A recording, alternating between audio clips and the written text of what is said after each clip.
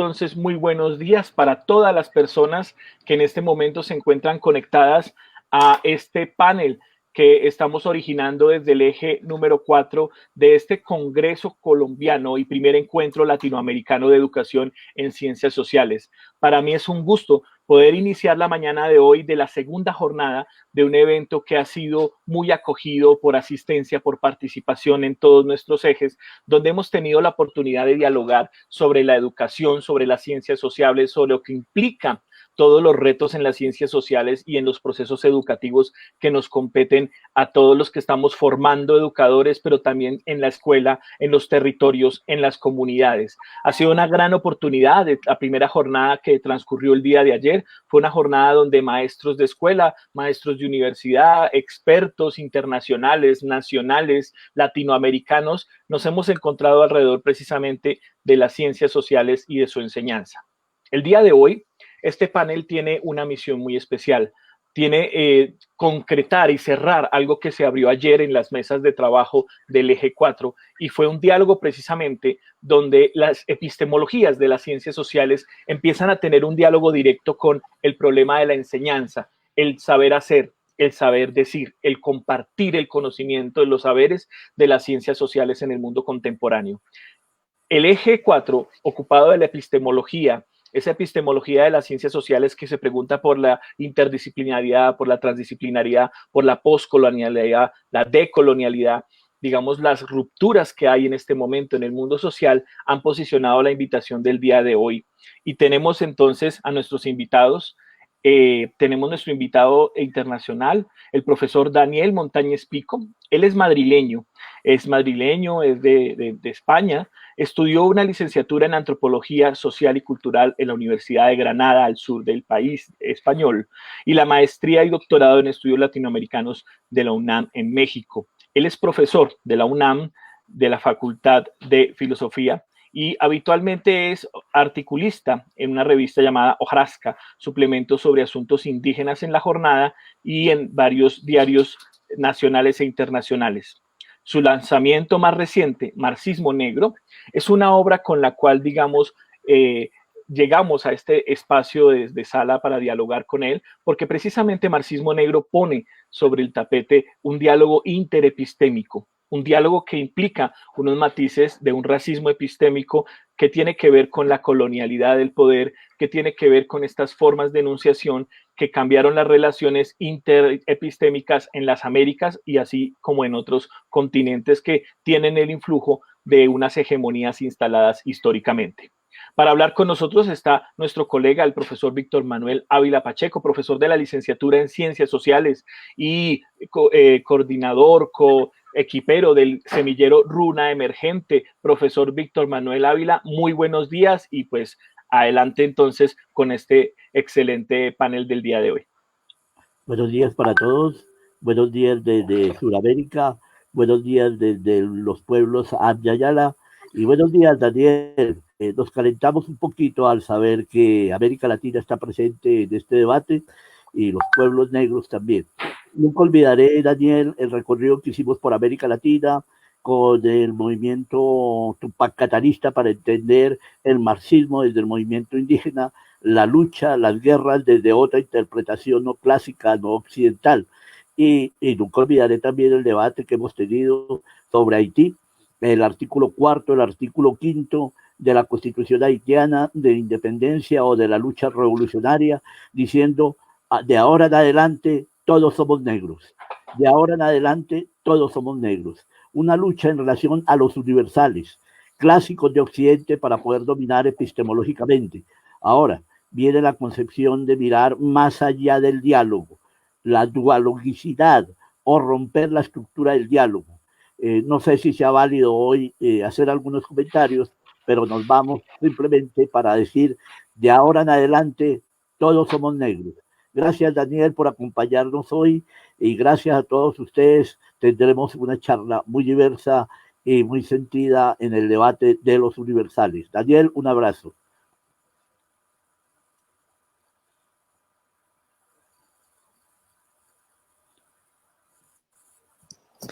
Bueno, hola, buenos días a todas y todos. La verdad, un gustazo estar acá.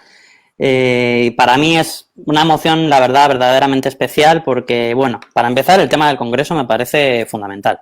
Es decir, la educación en ciencias sociales en América Latina es un tema, lamentablemente, que tiene pocos, no tantos foros, para debatir sus problemáticas, sus límites, sus potencias, ¿no? Entonces, bueno, para empezar, es un gusto estar en un evento de estas características y de este tema que nos convoca, que es de verdad fundamental. Pero además, hoy tengo verdaderamente una especial emoción por estar acá con el profesor Víctor también, porque, bueno, a mí no me parece baladí, no me parece raro que un evento de estas características esté siendo impulsado por la Universidad Distrital, porque de verdad es un proyecto de innovación y de propuestas, de nuevas propuestas para dinamizar las ciencias sociales en nuestra región y específicamente la educación en ciencias sociales en nuestra región, verdaderamente interesante, ¿no? Y bueno, no lo digo solo de oídas, porque yo en parte también me siento un poco fruto de esa experiencia. Tuve la suerte, mientras hacía la maestría en estudios latinoamericanos en la UNAM, de hacer un intercambio a la Universidad Distrital. Tuve la suerte de que allá me acogiera el profesor Víctor Ávila. Y bueno, lo que yo le debo a la universidad, los aprendizajes que tuve allá, con todos los proyectos que tienen estudiantiles tremendos, ¿no? Estuvimos ahí compartiendo con la revista Jícara, una revista gestionada por estudiantes. Bueno, experiencias de verdad fantásticas, impresionantes, ¿no? Yo recuerdo que muchos compañeros y compañeras de mi posgrado, pues claro, enseguida querían hacer los intercambios, no sé, a Europa, universidades famosas de Europa, universidades famosas de los Estados Unidos, ese tipo de cosas. Y bueno, yo aposté por, digo, estamos en América Latina, estudiando América Latina, qué mejor que juntarnos, ¿no? Conocernos entre nuestros propios contextos y, bueno, la gente que está involucrada en pensar las ciencias sociales y la educación en ciencias sociales desde referentes propios y modelos propios, ¿no? Así que, bueno, especial emoción me hace, la verdad, estar aquí por esta cuestión. Yo aprendí muchísimo. Como parte de ese intercambio, nos fuimos con un grupo de estudiantes de la Universidad Distrital a los Andes a compartir con el movimiento indianista, un movimiento fundado por un autor llamado Fausto Reinaga, un indígena aymara del Potosí, y, bueno, continuado hasta nuestros días por líderes como Felipe Quispe, Ayar Quispe, etcétera. Entonces pudimos ir para allá, a una región preciosa que se llaman los Omasuyus, en la ribera del lago Titicaca, un gran lago sagrado a más de 3.000 metros de altura, tremendo, ¿no? Precioso. Si tienen la posibilidad de visitarlo, la verdad es una experiencia impresionante. Y justamente el tema, bueno, que hoy les quería compartir un poco es la relación de lo que venimos llamando marxismos negros, para pensar las ciencias sociales de nuestra región. Empieza aquí, fíjense, como parece una curiosidad, pero realmente no debería serlo tanto.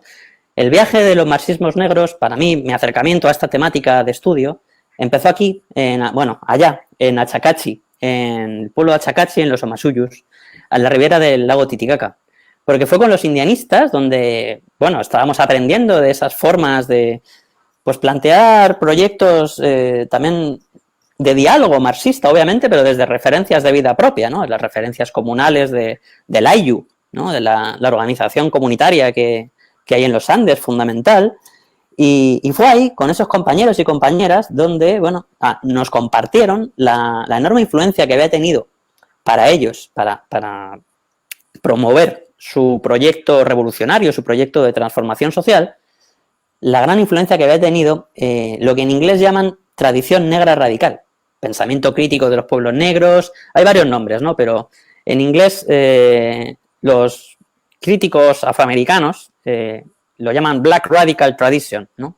¿Y qué se refieren con esto de tradición negra radical? Bueno, pues desde que arranca el capitalismo allá por el siglo XVI, ¿no? Todas las resistencias de los pueblos categorizados como negros por el propio sistema capitalista, superexplotados, esclavizados, maltratados hasta el día de hoy, tanto físicamente como espiritualmente, epistemológicamente, de todo tipo.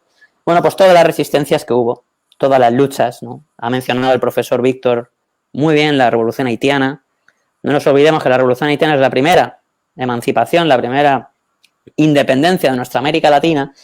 Y no solo es la primera independencia de América Latina, sino que es la primera gran revuelta exitosa de esclavos también en la región. Imagínense, dos grandes hitos históricos se conjugan ahí en Haití, y podríamos decir que hasta el día de hoy, en Haití, el pueblo haitiano sigue sufriendo las consecuencias de esta lucha frente al poder occidental hegemónico, ¿no? Entonces, es un caso tremendo, las luchas lideradas por Toussaint Louverture, Dessalines y otros grandes revolucionarios de nuestra América, y bueno, lamentablemente poco conocidos, ¿no? En nuestro continente creo que sobre nuestras ciencias sociales todavía pesan un gran racismo epistémico, académico, de todo tipo, y bueno, pues tenemos grandes aportes verdaderamente muy desconocidos y que serían fantásticos para nuestras ciencias sociales.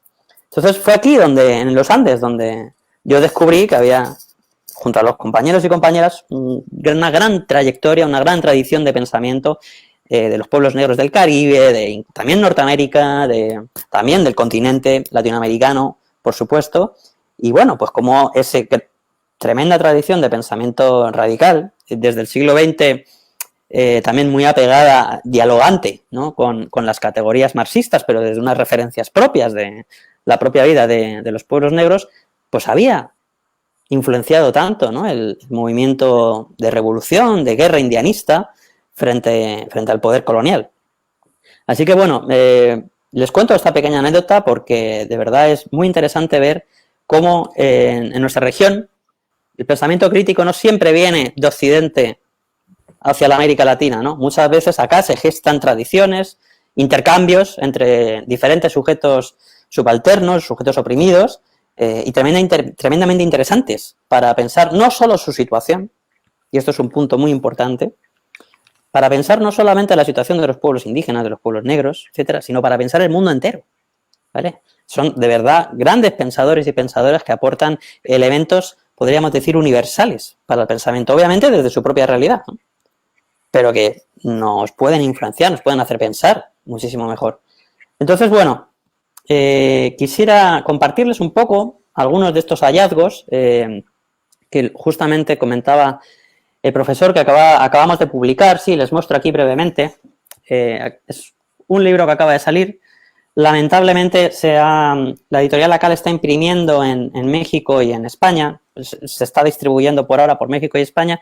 Está siendo un poco complicado de que llegue a otros países de la América Latina en formato físico. Tiene formato ebook, pero bueno. Entonces, les voy a comentar algunas cosas que están aquí, pero realmente también un poco más, porque no soy solo yo. Es decir, este es un producto, bueno, que he podido sacar yo con un poco de esfuerzo. Es el resultado de mi tesis doctoral, pero la recuperación de todo este pensamiento y su impacto que puede tener en las ciencias sociales de nuestra región lo hacemos en equipo. Esto es un tema gigantesco. De hecho, yo en el libro solamente me concentro en la región del Caribe de habla inglesa, ¿no? Del Caribe con herencia colonial británica, pero estamos trabajando en equipo con gente de Cuba, estamos con Julio César Guanche, con Zuleika Romay, una fantástica intelectual afrocubana. En México también tenemos a Juan Vicente Iborra, en Portugal a Pablo Gil Olmo, en fin, también nos está apoyando Ramón Grofogel de Puerto Rico. Somos un equipo muy nutrido de intelectuales que estamos en esta labor de recuperación de lo que llamamos los marxismos negros, ¿no? De esta tradición negra radical que dialoga con el marxismo desde su propia experiencia histórico-social, ¿no? Y qué nos puede decir para pensar el mundo a nivel histórico y de hoy en día. Y verdaderamente es un tema apasionante, muy poco estudiado lamentablemente en nuestra lengua. En inglés hay algunas elaboraciones más, pero tampoco se crean que mucho. Y bueno, pues quisiera compartirles algunos de estos hallazgos porque estoy seguro que les van a llamar la atención, ¿no? Porque muchas veces pensamos que hay teorías o cosas muy conocidas y decimos, bueno, pues tenemos como los autores de referencia que son occidentales y tal, y bueno, pues da la casualidad que muchas veces muchas de estas ideas provienen de movimientos sociales, de experiencias, de descolonización, de lucha social, etcétera, ¿no? Y esto es importante decirlo porque, por lo general, las mejores ideas sobre la sociedad no se suelen fraguar en despachos de universidad, ¿no? Las mejores ideas, las ideas con más potencial analítico, para entender nuestras sociedades suelen venir de los propios procesos de lucha social, ¿no? Luego es cierto que la gente que nos dedicamos a estar en la universidad, a leer más libros, a escribir, pues podemos hacer una labor, ¿no? Pedagógica, de síntesis, de explicación, de divulgación de ciertas ideas, pero fundamentalmente provienen de los procesos sociales, ¿no? No es esta idea del intelectual como una persona que de repente se le ocurren grandes ideas por estar mucho tiempo reflexionando, ¿no? No, para nada. La experiencia suele venir de la práctica. Y verán ustedes, es decir, qué práctica más impresionante para la historia del mundo reciente de los últimos 500 años que la de los pueblos negros, ¿no? Potencial epistemológico del lugar de los pueblos negros en la historia del capitalismo, tremendamente impactante para el mundo, con más de 10 millones de personas muertas en el proceso de esclavización, con la importancia que tuvo todo ese trabajo esclavo para hacer la revolución industrial en Europa, que consiguió que Europa se levantara como potencia hegemónica en el mundo y también los Estados Unidos. Bueno, la contribución de los pueblos negros ha sido fundamental para la modernidad, ¿no? Tremendamente opacada, lamentablemente. Entonces, no es raro que desde esta experiencia histórico-social aparezcan intelectuales planteándonos cuestiones tremendamente originales y con un tremendo potencial analítico para entender, para analizar nuestras sociedades. Así que, bueno, brevemente, porque no quiero hacerlo muy... No quiero hacerlo muy extenso por si tienen pensado alguna dinámica de preguntas o de debate, ¿no? Creo que es verdaderamente lo interesante. Quisiera compartirles brevemente algunos hallazgos, ¿no?, que estamos teniendo en esta recuperación de estas tradiciones de pensamiento. La primera de ellas, seguramente les podrá llamar bastante la atención, es la teoría del sistema mundo, ¿no? Fíjense, el sistema mundo, teoría del sistema mundo capitalista, pues pensamos, quienes estamos en la universidad estudiando, esto se estudia a nivel de grado, licenciatura, bueno, Immanuel Wallerstein, ¿no? Este gran teórico, gran activista también, norteamericano. Bueno, pues el mismo Immanuel Wallerstein reconoce la importancia del pensamiento de los pueblos negros para que él pudiera desarrollar esta teoría, ¿no? Porque pensar el capitalismo como un sistema mundial, ¿cómo se va a pensar mejor que desde la experiencia de los pueblos negros que son, con esta experiencia histórica que tienen de ser secuestrados en África, trasladados, trabajo esclavo para el Caribe y otras zonas continentales de la América, a plantaciones que son fundamentales para las materias primas que luego ayudan a elevar la revolución industrial en Europa, ¿no? Además, muchos que viven en el Caribe, que es un espacio atravesado por un montón de colonialismos. En el Caribe hay colonialismo español, por supuesto, pero también hay colonialismo inglés, hay colonialismo francés, hay colonialismo holandés, hay colonialismo hasta danés en cierta época. Bueno, un lugar con un tremendo potencial epistemológico para pensar el problema del imperialismo y el colonialismo, ¿no?, como es la experiencia del negro en el Caribe.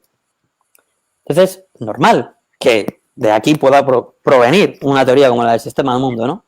Entonces, el propio Immanuel Wallerstein nos dice: yo esto lo he aprendido de los negros, fundamentalmente de los negros del Caribe y fundamentalmente de un teórico que se llama Oliver Cox, teórico trinitense. Yo no sé si en esta presentación de repente podamos poner alguna imagen o tal, estaría buenísimo, ¿no? Si por ahí pudiéramos, para darle también carne a esto que estamos compartiendo, alguna imagen de Oliver Cox, ¿vale? Un sociólogo de Trinidad y Tobago, que luego desarrolla mucha de su carrera de investigador en los Estados Unidos, junto a los movimientos afro-norteamericanos, y él es uno de los grandes que posiciona esta cuestión de la teoría del sistema mundo, ¿no?, y de la importancia de la dimensión racial para entender el transcurso histórico del capitalismo y su concreción, sobre todo en las zonas coloniales periféricas, ¿no? La cuestión de la división racial del trabajo, la división del trabajo en torno a criterios racialistas, etcétera. Bueno, pues Oliver Cox desarrolla esta teoría en los años 40, ¿no?, varias décadas antes de que Wallerstein, Samir Amin, Arrighi, incluso antes que Brodel, que es un gran antecedente también de la teoría del sistema mundo, cita a Oliver Cox en sus trabajos, ¿no? Bueno, pues aquí tenemos las raíces de una idea, de una tremenda idea con un tremendo potencial analítico, olvidada en la historia, ¿no?, que fue, pues, un trinitense, un afrotrinitense, que venía de cierto contexto de pensamiento crítico afrocaribeño y desde ahí tejió esta idea y nos la compartió para pensar el mundo, ¿no? Les comparto alguna más. Por ejemplo, hay otra idea que fue muy importante para pensar el alcance de los socialismos en el siglo XX, que fue la cuestión del capitalismo de Estado, ¿no? Se planteaba que muchos experimentos de socialismo real, especialmente la URSS, habían derivado, en vez de en un socialismo, en una especie de capitalismo centralizado, burocratizado por el Estado, ¿no? Una crítica pues que es muy reconocida de ser de los años 60, de los años 70, se le atribuye generalmente a Bethelmy, a Charles Bethelmy, que es un marxista francés, europeo, pero claro, poca gente sabe que esta teoría en realidad proviene también de los contextos marxistas afrocaribeños, que fíjense lo que pasaba, es decir, muchos negros del Caribe, negros y negras del Caribe, formaron parte de la Internacional Comunista, de la Tercera Internacional Comunista, durante los años 20, especialmente en un momento, justo la época más influenciada por Lenin, donde la lucha contra el imperialismo era central. ¿Qué sucede a partir de los años 30 con el surgimiento del fascismo en Europa?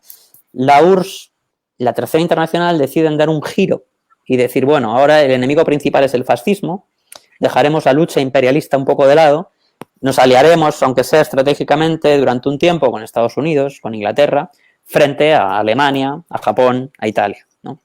Entonces, claro, la población, los pueblos negros dijeron, oye, ¿qué pasa aquí? Es decir, a nosotros, los pueblos negros, fundamentalmente, quien nos oprime colonialmente son los Estados Unidos, es Inglaterra, con quienes se están aliando. De hecho, Alemania, Italia, Japón tampoco es que tengan muchas colonias. Por ahí sí también tienen su acción colonial, pero mucha menos. Entonces, ¿cómo me dicen a mí que de repente ahora nuestro aliado es nuestro enemigo que más nos afecta, ¿no? Cotidianamente?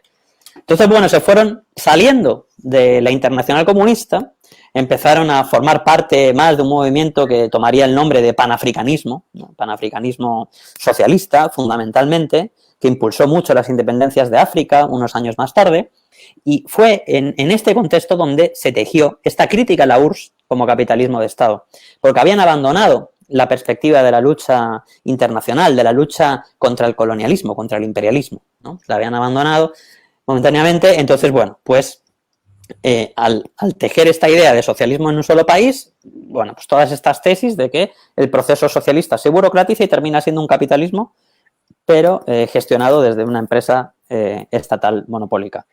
Bueno, pues esta idea, uno de los teóricos que más la desarrolló fue C.L.R. James.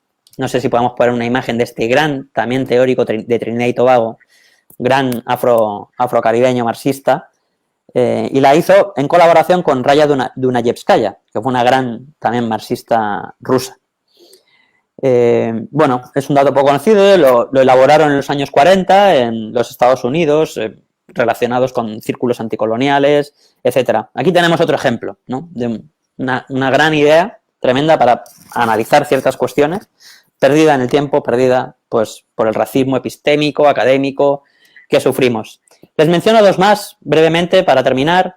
Colonialismo interno. Colonialismo interno es una idea muy conocida por el desarrollo latinoamericano que tuvo a partir de los años 60 con Pablo González Casanova, un fantástico sociólogo crítico mexicano. Pero esta idea también proviene de la tradición negra radical. Concretamente, tenemos un gran autor que la desarrolló, que fue Harry Haywood, un comunista afroamericano. Luchó en la Primera Guerra Mundial, luchó en la Guerra Civil Española, luchó en la Segunda Guerra Mundial.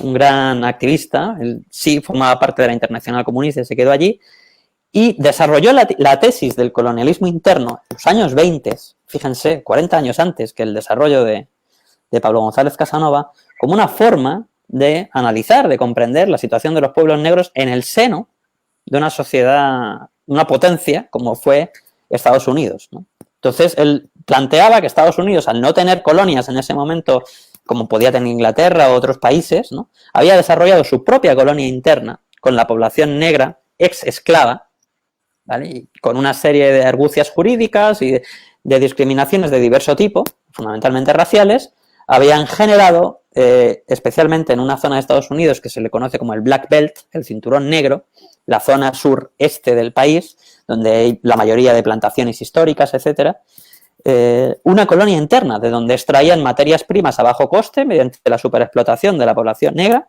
y eso se revertía en potenciar las fuerzas productivas del norte industrializado del país. Bueno, una gran idea analítica que ha sido utilizada también para pensar la situación de los pueblos indígenas en la América Latina, ¿no? Bueno, qué interesante saber que esto proviene de la crítica y del pensamiento crítico de los pueblos negros. Qué interesante saber esto. Harry Haywood, por ahí, no sé si estén alcanzando a poner algunas fotos, pero por ahí si pueden poner algunas fotos de Harry Haywood sería maravilloso. Él lo desarrolla en un libro que se llama Negro Liberation. Fantástico libro. Ojalá algún día podamos traducirlo, porque otro de los trabajos que estamos haciendo con esto es tratar de traducir las obras, porque claro, para el contexto latinoamericano, pues estaría bueno contar con ellas en español para poder irlas integrando mejor en los planes de estudio, etcétera.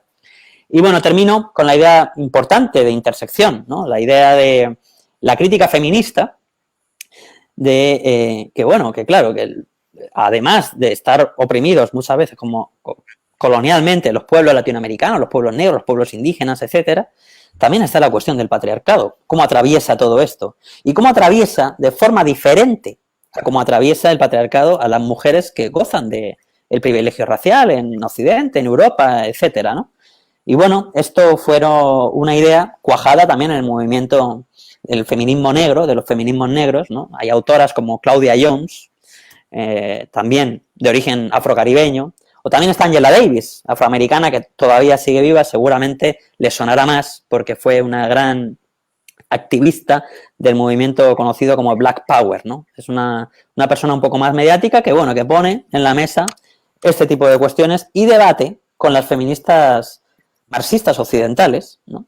Como por ejemplo María Rosa Dalla Costa, que es una de las grandes maestras de una feminista marxista muy reconocida hoy día, como puede ser Silvia Federici, ¿no? La autora del gran libro del Calibán y la bruja. Bueno, pues Angela Davis, retomando esta tradición tan interesante del feminismo marxista occidental, también les hace una crítica, ¿no? Y dice, bueno, esa división que ustedes hacen entre lo público y lo privado, la economía doméstica, etcétera, no opera tanto en la situación de opresión de las mujeres negras, ¿no? Las mujeres negras no tienen esta dicotomía tan fuerte porque también son oprimidas como pueblo, etcétera, ¿no? A ver, me comenta el profesor Andrés que van a hacer algunas preguntas que están en el chat, así que yo voy a ir terminando. Solamente quisiera decir una cosa, que me parece importante acabar con esto, y en relación a la educación en ciencias sociales de nuestra región, ¿no?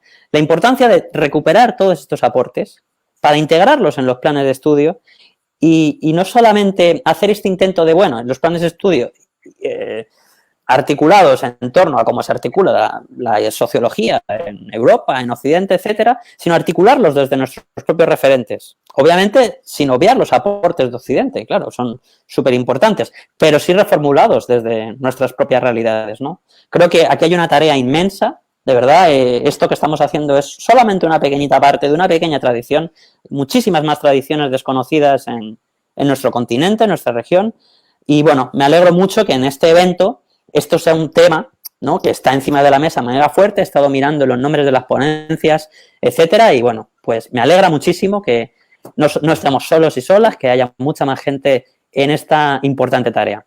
Así que bueno, yo lo voy dejando por aquí y abrimos el debate. Gracias, Daniel. Precisamente envío un gran saludo a todas las personas que se están conectando de diferentes comunidades en Latinoamérica e instituciones que están en este momento en sintonía con este espacio. Precisamente ayer se expuso sobre la mesa estas formas de diálogo que implican algo que viene como tejiéndose de tiempo atrás, en este caso este marxismo negro, ese tejido que tiene que ver con lo que en algún momento estudió Grossfogel y también está estudiando Mignolo, sobre esas relaciones, por ejemplo, que en algún momento Frantz Fanon nos develó como esa cuestión de la piel negra y las máscaras blancas, o ese también examen que realizó en su momento y mucho de una manera un poco más temprana, Huamán Poma de Ayala, en esa forma del color colonialismo que estaba instalado, pero que posteriormente nos damos cuenta que ese colonialismo nos incita y nos abre, digamos, precisamente esa relación que hay con la colonialidad.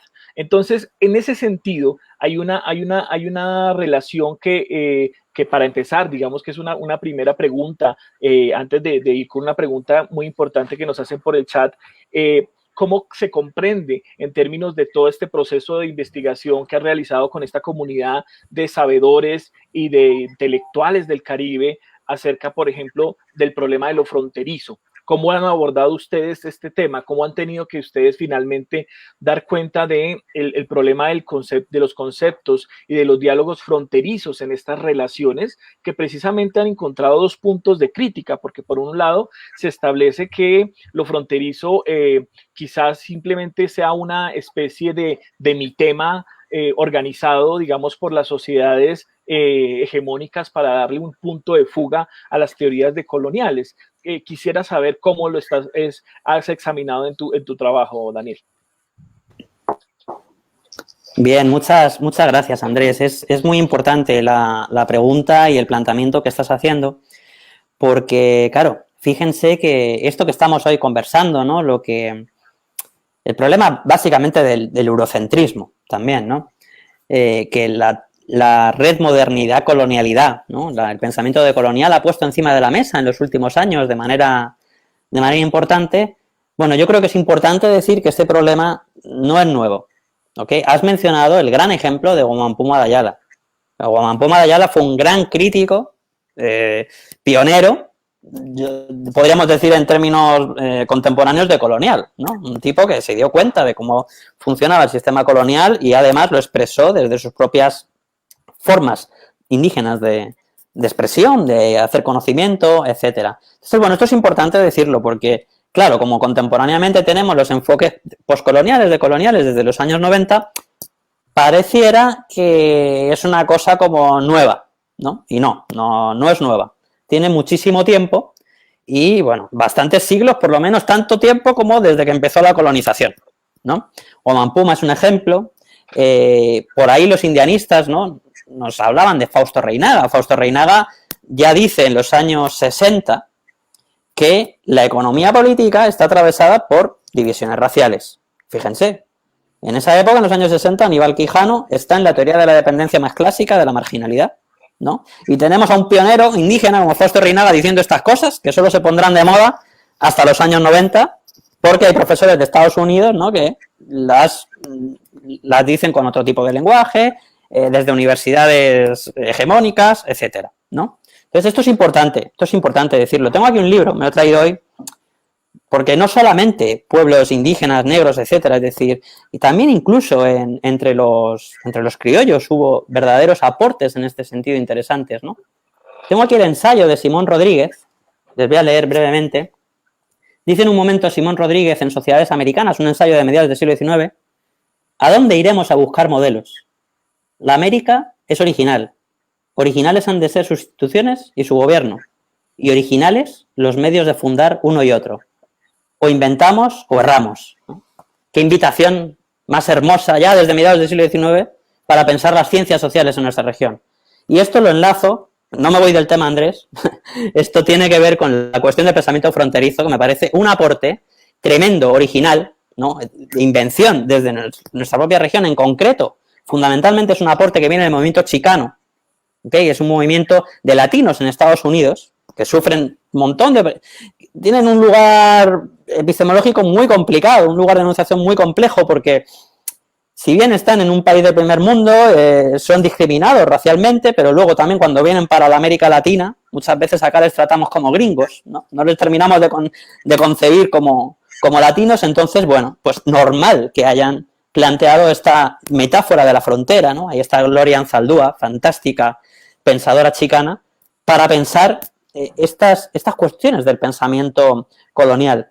Yo, personalmente, en el pensamiento crítico afrocaribeño, la cuestión del pensamiento fronterizo, lo más parecido, no lo he encontrado tanto en la tradición de los marxismos negros, pero, bueno, a lo mejor podríamos hacer alguna referencia o relación con la crítica al sistema de mulataje o mestizaje, ¿no? Toda toda esta cuestión de esta construcción de, bueno, sí, todos somos mestizos, todos somos mulatos, ¿no? Pero luego no. Luego en la realidad sigue operando el racismo y las barreras de color, de cultura, etcétera, ¿no? Entonces hay una parte de eso en los marxismos negros, pero yo creo que fundamentalmente en el pensamiento afrocaribeño donde más ha visto eso es en las elaboraciones de la creolización. También un gran aporte para las ciencias sociales de nuestra región. Eduard Glissant, Rafael Confiant, ¿no? Todos estos aportes yo creo que dialogan muy bien con esta perspectiva fronteriza, ¿no? Y bueno, también hay algunas partes de la tradición negra radical, por ejemplo, W.E.B. Du Bois, un afroamericano, que tiene el concepto de doble conciencia. Esta cuestión, el negro americano, como es americano culturalmente, ¿no? Como un parte del chicano también le pasa, pero a la vez no es considerado americano, es considerado un negro. Entonces se establece esta doble conciencia, esta forma de mirarse a uno mismo solamente desde los ojos del colonialismo, ¿no? Entonces, bueno, todos estos aportes son tremendos, obviamente, para pensar las ciencias sociales de nuestra región. Y yo creo, y deberíamos articularlos en los planes de estudio como articuladores, ¿no? de la educación en las ciencias sociales. Bien, gracias, Daniel. Un montón de preguntas, un montón de inquietudes. Voy a ser muy práctico para darle tiempo para que la responda. Primera pregunta que yo haría: ¿cómo se hace un salto de todas las categorías indianistas a las categorías del pensamiento negro? Inquietudes como estas: ¿cómo se salta el tiempo y el espacio de un lado a otro? ¿Cómo se salta el debate sobre el yo, primera persona, descartianas, derivadas de toda la estructura de Foucault en relación al pensamiento negro? Tiempo, espacio, yo, bueno, categorías que están de por medio, ya he citado algunas, pero quiero decir cómo se salta del pensamiento indígena al pensamiento negro. La segunda, que no me perdonarían los oyentes si no la preguntara, y usted sabe cuál es la pregunta, Manuel Zapata Olivella. Manuel Zapata Olivella, con sus libros, sus textos, hace una referencia a todo el proceso crítico en relación a la epistemología social y el ser negro. Sus últimos libros, no, sus primeros, toda la investigación que va a hacer, el aporte que da Daniel Zapata Olivella. Sé que Manuel Zapata Olivella, ya digo, sé que reconoce y conoce todos los textos de Manuel. Bueno, y la última inquietud es los versos de Retorno a un país natal. Creo que son los versos que nos han inspirado en muchas críticas desde la teoría decolonial. Y la última pregunta es si la teoría del pensamiento decolonial ha caído en una estructura de moda, la moda de la posmodernidad, la moda del debate de la modernidad. Nosotros hablamos del pensamiento emergente y no somos partidarios de que sea propuesta por Foucault, sino generamos una ruptura de lo que emerge, lo que estaba ahí, lo que siempre ha estado y es deber de los intelectuales bien formados, sacarlo, ¿cierto? Críticamente. Bien, no dejo más esas inquietudes, Daniel.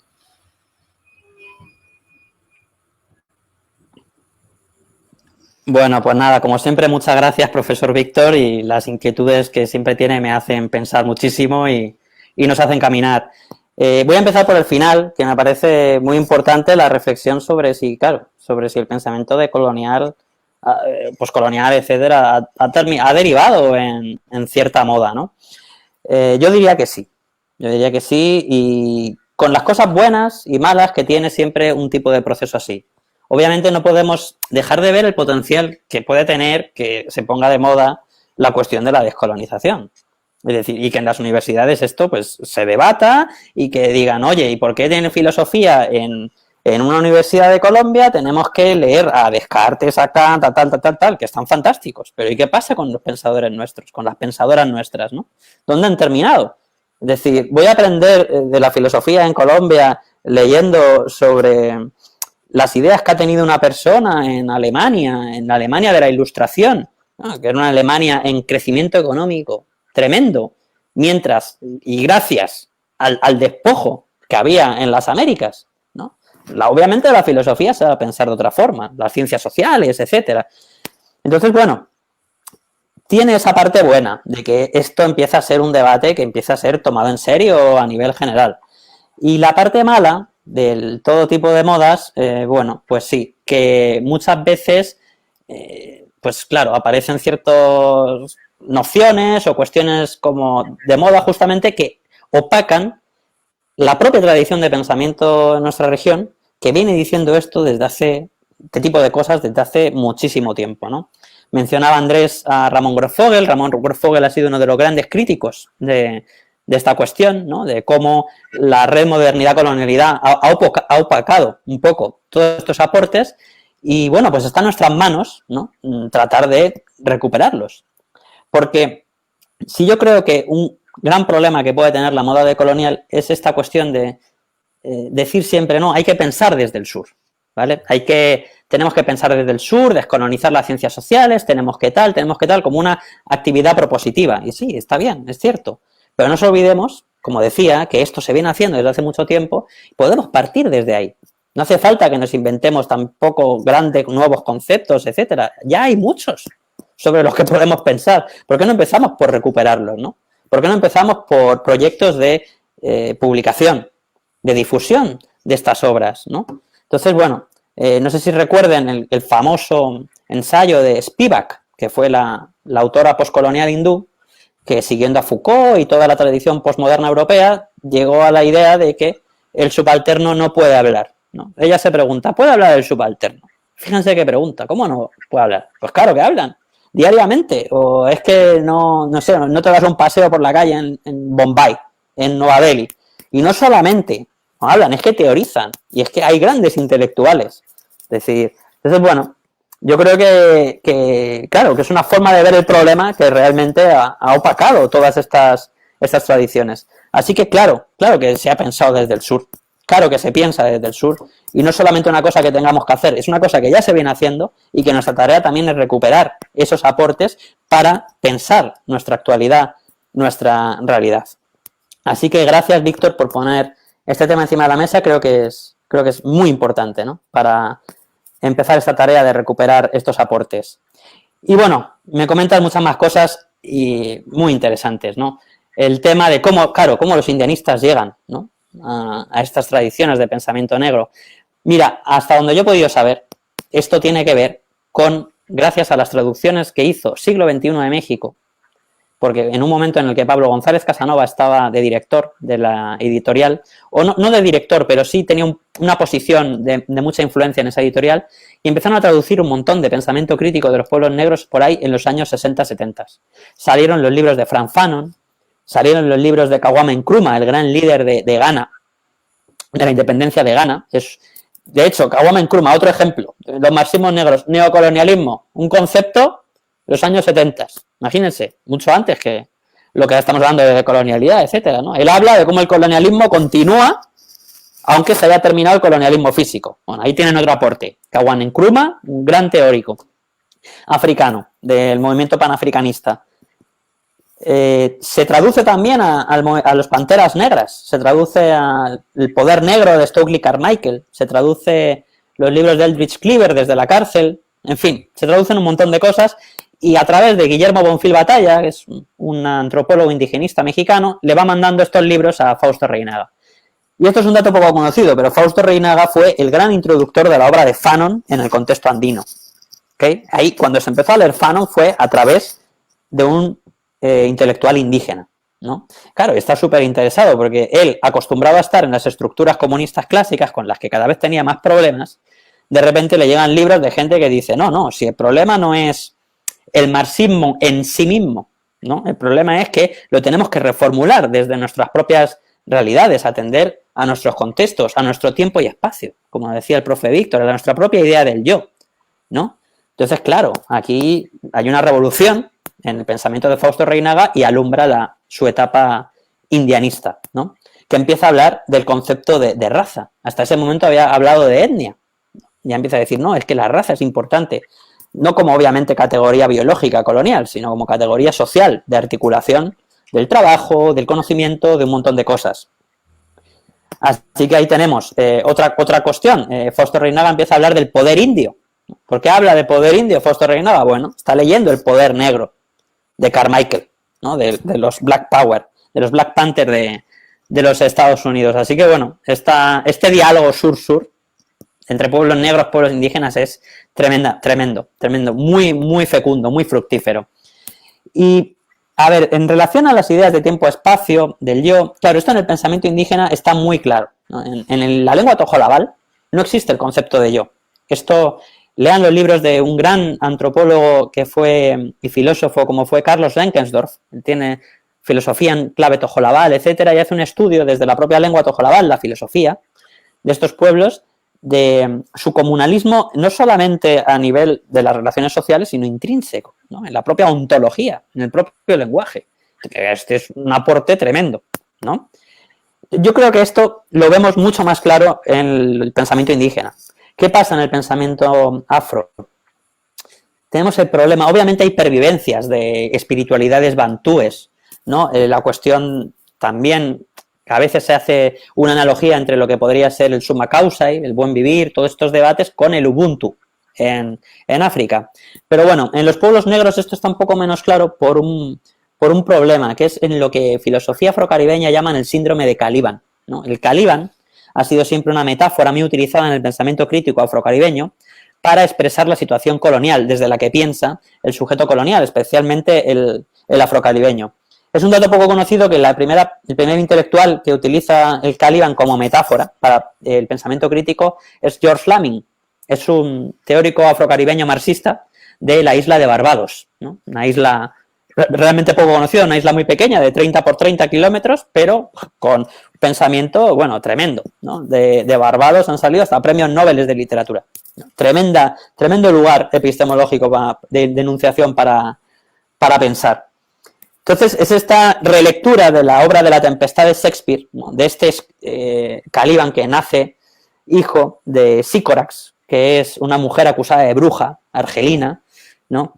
Y cómo es criado por su esclavo Próspero, el patrón blanco, digamos, en otra cosmovisión, que no es la suya propia, y de su propia cosmovisión, de su madre que murió casi cuando él era muy pequeño, pues le queda muy poco, ¿no? Entonces dice, la única forma que puedo maldecir a mi captor es en su propia lengua, ¿no? Porque ni siquiera tengo el conocimiento de la mía propia para poder maldecirle en mis propios términos, ¿no?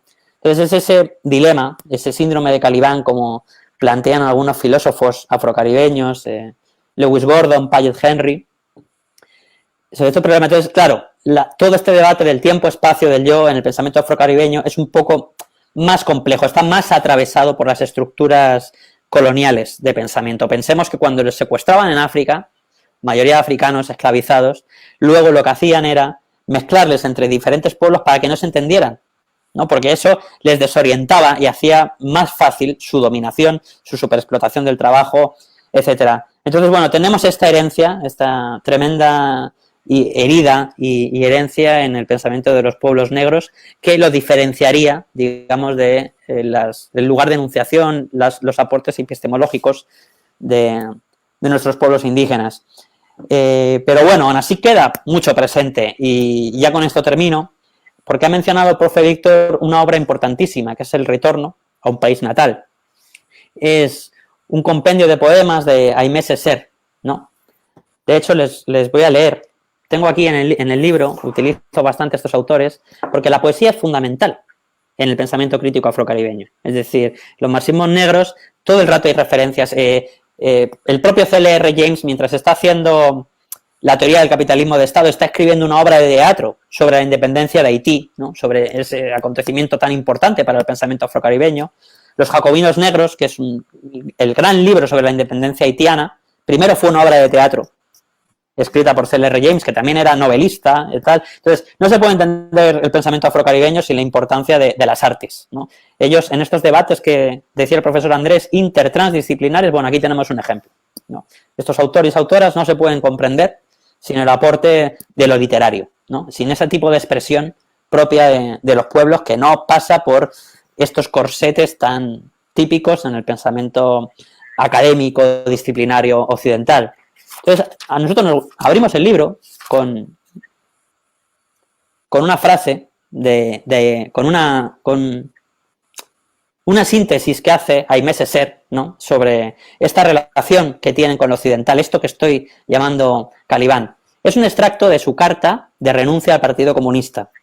Se lo leo porque de verdad no tiene pérdida. Y dice Aimé Césaire: creo haber dicho lo bastante para que se comprenda que no es ni del marxismo ni del comunismo de lo que reniego, que lo que repruebo es el uso que algunos han hecho del marxismo y del comunismo, que quiero que el marxismo y el comunismo estén puestos al servicio de los pueblos negros y no los pueblos negros al servicio del marxismo y del comunismo, que la doctrina y el movimiento estén hechos para los seres humanos y no los seres humanos para la doctrina o para el movimiento. ¿Me acusarán de provincianista? En absoluto. No me entierro en un particularismo estrecho, pero tampoco quiero perderme en un universalismo descarnado. Hay dos maneras de perderse: por segregación amurallada en lo particular o por disolución en lo universal. Mi concepción de lo universal es la de un universal depositario de todo lo particular, depositario de todos los particulares, profundización y coexistencia de todos los particulares. Bueno, esto creo que es la síntesis, ¿no?, de el lugar de enunciación, esas contradicciones y esas dialéctica que hay entre la situación de los pueblos negros, su relación con las teorías occidentales, etcétera. Y esto se ve en el retorno a un país natal, ¿no? Cómo Césaire escribe desde Francia, porque se va a estudiar a Francia, porque dice, para que me tomen en cuenta como poeta, yo tengo que estudiar en la Sorbona, porque si estudio, bueno, para empezar era de Martinica y ni siquiera había universidad donde él estaba, ¿no? Entonces se tiene que ir a validar su conocimiento en la Academia Occidental para que le tomen en cuenta. Y ese conjunto de poemas que hablan de su tierra, ¿no?, y de cómo él solamente ha visto su tierra a través de los ojos de la epistemología occidental. Entonces se empieza a preguntar si cómo lo podría ver desde nuestros propios ojos, desde nuestras propias teorías. Y bueno, es el momento en el que Aimé Césaire, junto a Léopold Senghor, que es un gran teórico de Senegal, un gran poeta senegalés, y bueno, líder de la independencia y del movimiento de descolonización del Senegal, alumbran el movimiento de la negritud en los años 20, ¿no? Bueno, pues yo creo, Víctor, que con esto... Ah, no, perdón, Manuel Zapata Olivella, sí, perdonen, que estamos en Colombia además, un evento en Colombia importante, ¿no? Tremendo autor del pensamiento crítico, es decir, su historia, un volumen de 1000 páginas, ¿no?, sobre la experiencia histórico-social de la que estamos hablando del negro americano, ¿no? Bueno, Zapata Olivella tiene unos aportes para las ciencias sociales latinoamericanas tremendos. Y igualmente, como venía diciendo, que no se pueden comprender sin el aporte de la literatura, ¿no? Manuel Zapata Olivella tiene una historia muy interesante. Él está en contacto con todo lo que estamos comentando hoy, con los afroamericanos, se va a África también, está en África, conoce a todos los líderes, etcétera. En fin, un gran líder afrocolombiano y un gran pensador tremendo. Nos dice qué pertinente y necesaria la frase para el contexto colombiano universitario. Elkin Agudelo, gracias. Bien, bueno, pues sí, la verdad, conozco las obras, El árbol brujo de la libertad, etcétera, de Manuel Zapata Olivella. No soy un experto, como les decía, trabajamos en equipo. Yo estoy más en el Caribe de habla inglesa. Tenemos otros compañeros que están en el Caribe hispano que trabajan más los aportes de Manuel Zapata, pero vamos, importantísimos y muy en conexión con lo que les estaba comentando. Me van a permitir que termine mi exposición con una última cita, que es con la que la terminamos aquí.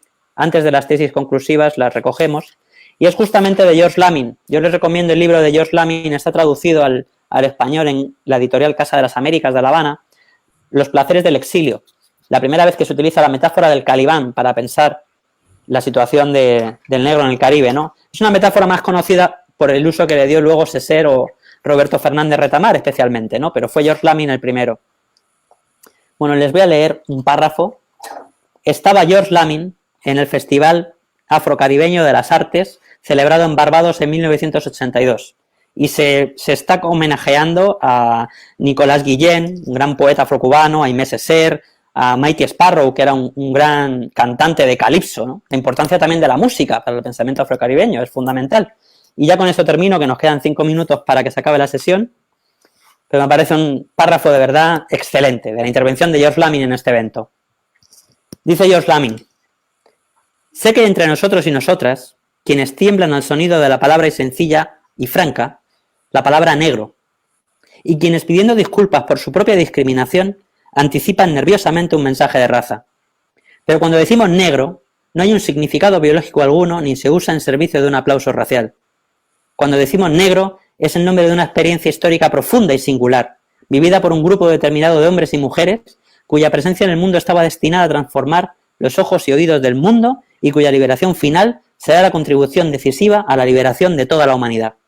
Y es precisamente en este sentido que debemos percibir el significado de aquellos y aquellas a quien honramos hoy, porque cada uno de ellos y ellas han luchado con coherencia para sanar y restaurar el ritmo y la belleza de ese cuerpo negro apaleado que Europa afirmó y sigue afirmando que es feo, tosco y carente de historia, porque Europa y sus sucesores, los Estados Unidos, han sido atrapados en el hábito engañoso de verse a sí mismos no como una parte de la humanidad, sino como los custodios de todo destino humano.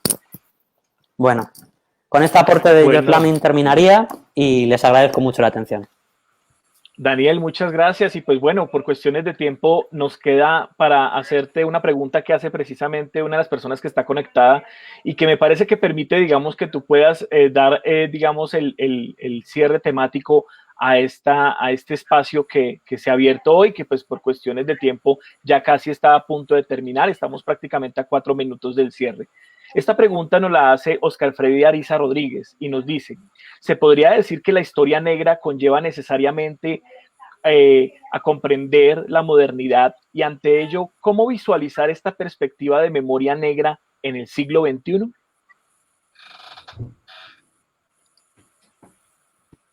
Vale, gracias Andrés. Bueno, pues sí, le diría al compañero que totalmente. Es decir, yo creo que los pueblos negros tienen un espacio muy peculiar, muy particular y con mucha potencia para pensar la modernidad. El propio concepto de negro es un concepto de la modernidad, no existía antes, ¿no? Ese tipo de categorizaciones y de estratificaciones sociales aparece con el capitalismo, algo que aprendimos leyendo, por cierto, a Oliver Cox, que ya le habíamos mencionado. Entonces sí, totalmente, es decir, mirar la modernidad desde la experiencia histórico-social del negro, muy diferente, ¿no?, que mirarla desde la experiencia histórico-social de los obreros europeos, etcétera. Te lleva a otro tipo de conclusiones, ¿no? El propio Marx era consciente de esto. Esto hay que decirlo porque a veces yo creo que se le acusa en exceso a Marx de eurocéntrico cuando él estaba escribiendo para los obreros de Inglaterra.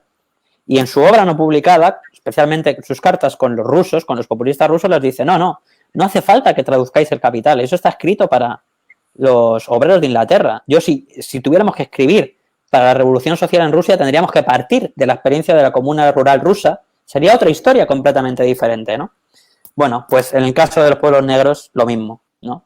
Y es tremendo el pensar la modernidad desde esta experiencia histórico-social, claro, esclavitud, genocidio, superexplotación, plantaciones, sistema mundo capitalista, te lleva a otro tipo de ideas que no son la modernidad, la ilustración, toda esta leyenda rosa, digamos, de la modernidad y del avance, ¿no? Como avance, no, todo lo contrario. Destrucción de pueblos, de formas de conocimiento, etcétera. Así que ahí tenemos un gran acervo para pensar, incluso universalmente, ¿no? Como decían Césaire y George Lamming en estas citas, ¿no? Como esa experiencia de la población negra nos puede servir para pensar el mundo entero en el que vivimos todas y todos, ¿no? Que es lo grande de estos aportes. Y perdona, Andrés, había una cosa más, ¿verdad? Aparte de esta pregunta, sí. No, básicamente era esta pregunta para pensar precisamente el siguiente. Pero en la propia pregunta, creo que... Digamos, sí. El contexto de cómo esta historia negra, digamos, digamos, llevó a esta modernidad, pero cómo esto finalmente permite pensar esa memoria hacia ese siglo XXI. Pues este siglo XXI que ya estamos hablando. Bueno, totalmente. ¿Qué es si no el Black Lives Matter hoy en día, ¿no? Es decir, en plena pandemia, el estallido contra las estatuas, contra el racismo policial, etcétera. Todos estos movimientos traen esto de base. Todos los movimientos Black Lives Matter vienen leyendo estos autores, vienen leyendo estas autoras. Eso es una tradición muy larga y, por supuesto, que tiene total vigencia hoy en día, ¿no? La división racial del trabajo continúa, el racismo continúa articulado al capitalismo tremendamente, así que sí, total. Es decir, es una construcción de memoria, pero con tremenda importancia para los días que corren hoy día.